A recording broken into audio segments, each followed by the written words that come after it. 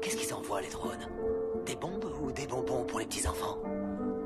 On tue 50 gamins pour avoir un terroriste? On paye pas le tiers-monde, peut-être?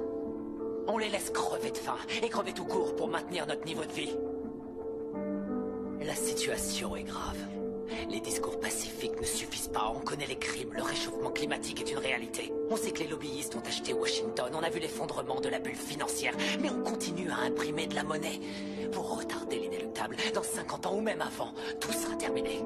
Nous sommes de plus en plus nombreux sur la planète et il y a de moins en moins de nourriture, d'eau et de pétrole. Dans une centaine d'années, il n'y aura plus de terre du tout. Que ce soit la guerre ou la calmie, la bourse ou la vie, on ne peut plus les arrêter. Quand il faut armer les usines, des choix trop difficiles à faire. Comme mourir ou survivre, il y a ceux qui racontent l'histoire et ceux qui l'écrivent. On nous bassine de semaine en semaine, on écoute leurs conneries à la télé, à la radio. On ne peut plus les suivre, des journalistes qui nous font croire qu'ils connaissent les victimes. Mais c'est malheureusement ces gens-là qui récoltent le plus de fruits. Je vais vous raconter cette fois l'histoire d'une mère et de ses bébés qui commence il y a très longtemps. Seulement personne n'était né, des couleurs qu'on ne connaît plus. Encore triomphait, les créateurs étonnaient, le mal n'était pas encore fait, personne ne s'en souvient, même pas Drucker et son chien, des bas-fonds je la ressors, j'espère que vous écoutez et je ne reviendrai plus, promis après ça je me retire, mais vous croyez vraiment, arrêtez, je sais pas mentir, et le sort a joué, ils nous ont pas écouté, ni même l'auto-puissant, que ce monde n'était qu'un impuissant, cette paradoxe de métaphore pour ne pas vous choquer, et vous raconter l'histoire de cette mère et de ses enfants, les hommes nous l'ont massacré, n'ont pas été bienveillants, que ce soit la mer ou la terre, le ciel et ses prétendants. Les guerres, les bombes, ses pères, les hommes, les âmes sans mère, les arbres sans herbe. Merci messieurs, on vous en prie, vous causez la misère du monde. Terre, mer, guerre, vie, yo. Maintenant c'est fini.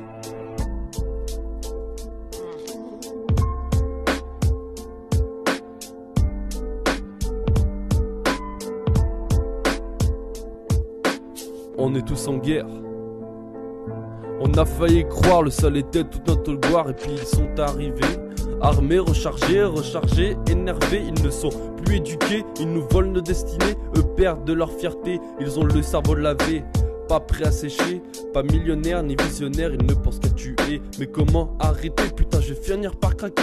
Comment réussir à me calmer quand on voit ce qui se passe notre nez? Est-ce que ça serait pas la fin de nos chemins? Je me demande vraiment pourquoi. À la fin, il y a-t-il autant de cons à arrêter? Faudrait-il pas arrêter aussi de polémiquer, sortir de ces putains de plateaux de télévision? Ces politiques qui ne cherchent tous qu'à gagner, pourraient-ils pas se sortir les doigts du fion?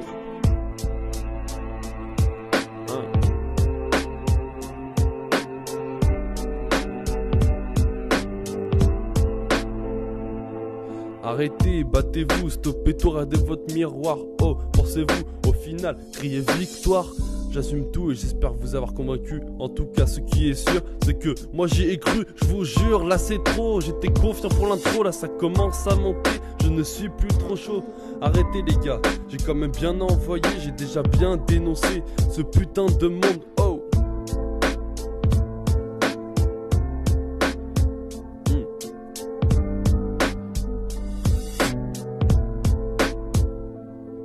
Et le sort a joué, ils ne nous ont pas écoutés, ni même le tout-puissant, que l'on n'était qu'un impuissant. Que de paradoxes, de métaphores pour ne pas vous choquer et vous raconter l'histoire de cette mère et de ses enfants. Les hommes nous l'ont massacré, n'ont pas été bienveillants, que ce soit la mer ou la terre, le ciel et ses prétendants. Les guerres, les bombes, ses pères, les ondes, les âmes sans mère, les arbres sans herbe. Merci messieurs, on vous en prie, vous causez la misère du monde. Terre, mer, guerre, vie, yo. Maintenant c'est fini. La terre, la mer, la guerre, la vie. C'est fini. Julian Assange, Hammond, Snowden, ce sont les prophètes de notre époque, les voix qui crient dans le silence du désert. Et ce sont ceux-là que l'État s'acharne à martyriser. Notre démocratie est morte. On nous interdit de dire ce que nous pensons. À elle seule, cette interview devrait suffire à m'envoyer en prison sans jugement. Laiso.